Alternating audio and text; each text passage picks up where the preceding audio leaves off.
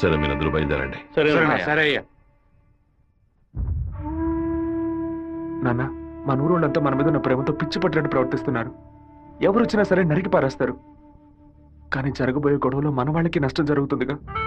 డబ్బు కోసం వచ్చే వాళ్ళ ప్రాణాలు పోతే వాళ్ళ భార్యలు కూడా ఏడవరు. కానీ మాదయ్య భార్యకి శివప్రసాద్ కుటుంబానికి ఎవరు సమాధానం చెప్తారు నాన్న? ఏం చేయమంటావయ్యా? చట్టము అధికారము వాడి చేతుల్లో ఉంది. తిప్పి కొట్టడం తప్ప మనకు వేరే దారి లేదు. ఒక దారుంది నాన్న. వచ్చే 50 మందిని ఆపడానికి ముగ్గురిని లేపితే చాలు. అర్థం కాలేదు. ఆ రాజశేఖరం వాడి 2 చెంచాలు వాళ్ళని లేపేస్తే చాలు, ఏ గొడవ ఉండదు. మేము నలుగురం చాలు నాన్న. పెళ్లి పెట్టాకులు లేని వాళ్ళు. మేము చచ్చినా ఎవరూ బాధపడరు.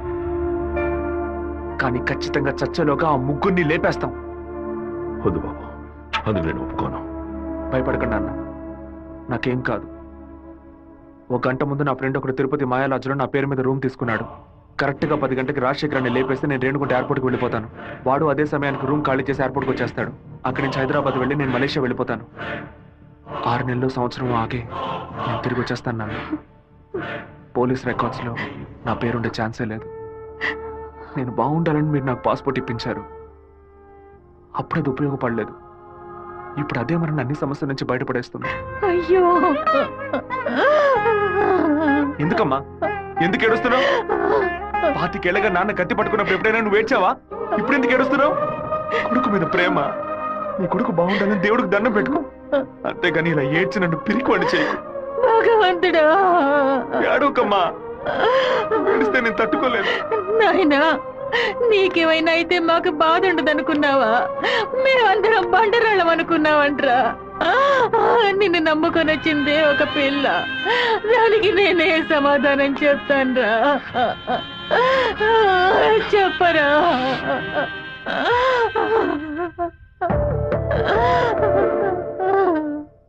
చెప్పు, నేను ఇప్పుడు ఏం చేయను? ఇన్ని రోజులు ప్రతి ఒక్క కత్తి వెనక రక్తం మాత్రమే ఉంటుందనుకున్నాను. కానీ ఇంత పెద్ద పోరాటమే ఉంటుందని ఇప్పుడే నాకు అర్థమైంది. నేను వెయిట్ చేస్తుంటాను, తిరిగి వచ్చేంత వరకు వెయిట్ చేస్తుంటాను. మీరే చెప్పారు కదా నాన్న, కోపిష్టి కత్తి పడితేనే తప్పు, కాపలావిడ పడితే తప్పు లేదని. నేను కోపంతో వెళ్ళట్లేదు నాన్న, మనల్ని కాపాడుకోవడానికి వెళ్తున్నాను.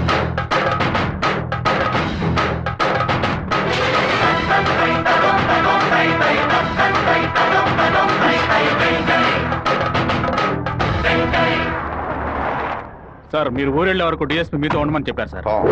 ఊళ్ళో కరెంట్ కట్ అవగానే అన్ని ఫైర్ స్టేషన్లకు ఫోన్ చేసి ఊరు తగలబడిపోతుందని చెప్పండి. సరే. ఫైర్ ఇంజిన్లు వచ్చేలాగా ఊళ్ళో ఉన్న గడ్డి వాళ్ళన్నింటినీ తగలబెట్టేయండి. పోలీసులే మనం పిలిస్తే రారు. ఫైర్ మెన్ ఎవరు పిలిచినా వస్తాడు.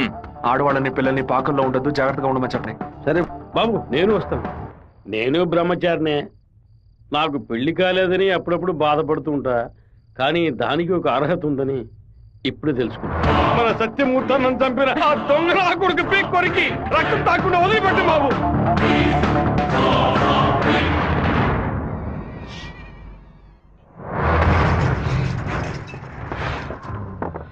శివ, ఇంట్లో ఎవరు లేరు, అందరూ కళ్యాణ మండపంలో ఉన్నారు. మనం చాలా జాగ్రత్తగా ఉండాలి. ముందు ప్లాన్ చేసి వాళ్ళని 2 గ్రూపులుగా విడదీసి ఊరు బయటికి తీసుకెళ్ళాలి. చిన్నాయనా, టైం 10:30 కావస్తుంది, ఇంతవరకు ఏ కబురు లేదు.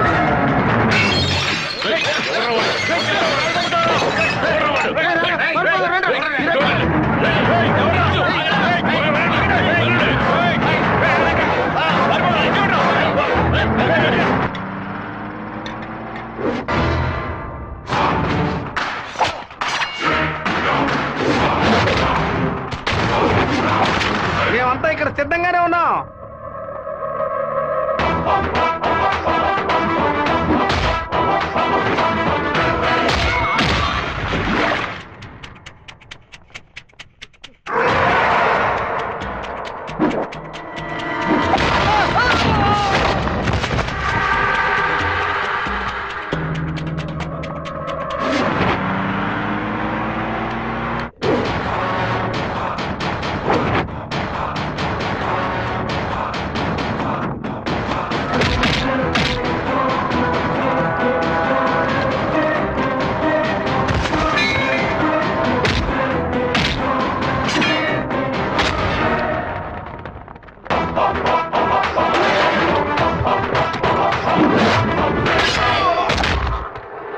నేను చెప్పినట్టు విని నడుచుకున్నావు అంటే నేను ఇలాగే ఎత్తుకెళ్ళి ఇక్కడున్న జనరల్ హాస్పిటల్లో చేర్పిస్తాను, బతికిపోతావు.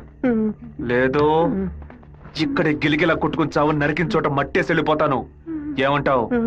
నేను చెప్పింది చెప్పినట్టు చేస్తాను.